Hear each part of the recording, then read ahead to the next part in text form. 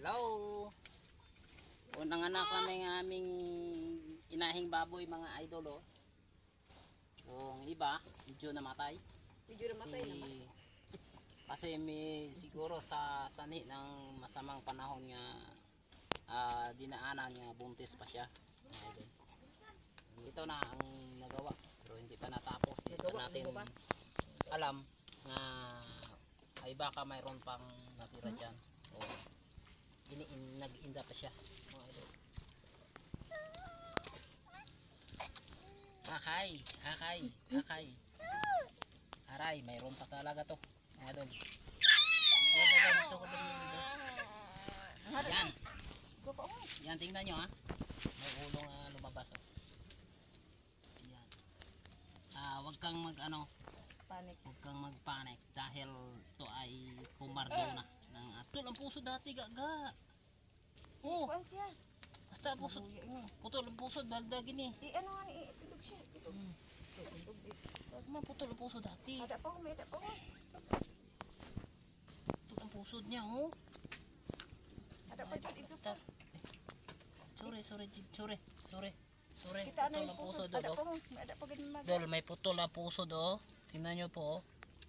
Di maganda yung pag-anak niya. Paglabas niya. Aray, luyahon siya ganggang. Luyahon. Lahat siya, putol pusod. Plaster niya niya sa plaster. Ikot. Sorry. So medyo hindi maganda yung pagbuntis ng ating baboy. Yun dulo. Yun, tatlo na namatay sa aming biik na lumabas. Ada pa jud Ito nga, ano pa. putol ang puso dulo. So dapat hindi yan naputol ng medyo maiksi. Laban ka para lumaki ka na. Ayan, kawawa naman. Kulay white pa naman doon. Diba? Kulay white, laban ka. Luya, dugo ang gang. Nagdugo oh. Mungkin yung sanhi sa mga sira siya, dugo ang dugo ang iyang baba. Patay ang pay. Naipit yung dalo. Ay, gini siya. Ito do. Sayang no, pang na sana to? Pang 11, no? Pang 11 na sana dol, kailang mayroon pang pang-apat o patay. Saka na bubuhay ay 7 lang. Kung mayroon pa, ay baka mayroon pa dyan sa ilalim. Yan, uya oh. Nagkibo ang puso do.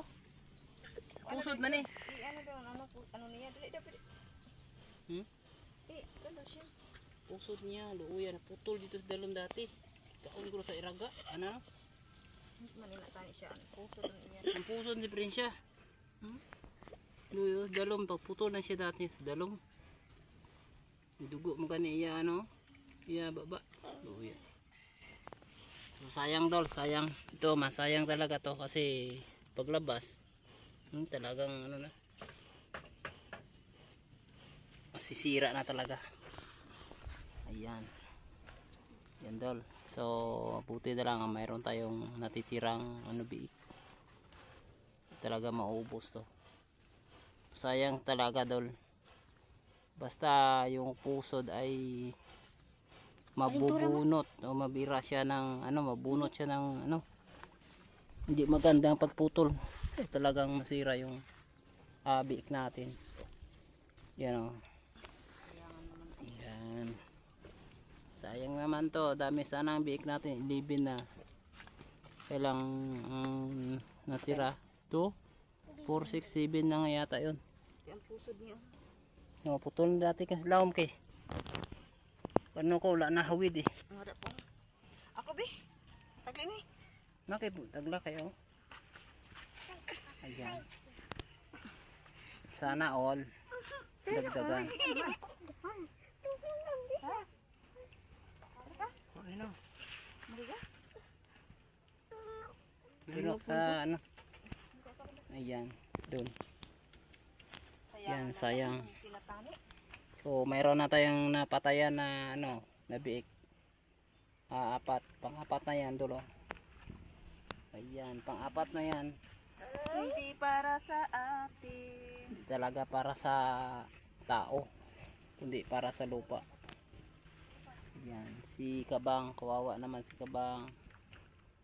So, hindi maganda ang lagayan ng ating baboy. Kailangan talaga mga idol, pag buntis yung biik o baboy natin, yung inahing baboy, ay talagang alagaan natin mabuti, lalo tag-ulan. Ilagay natin sila sa masisilungan o hindi mabasa masyado sa ulan yung inahing baboy kasi itong sanhi. Ayan. Thank you.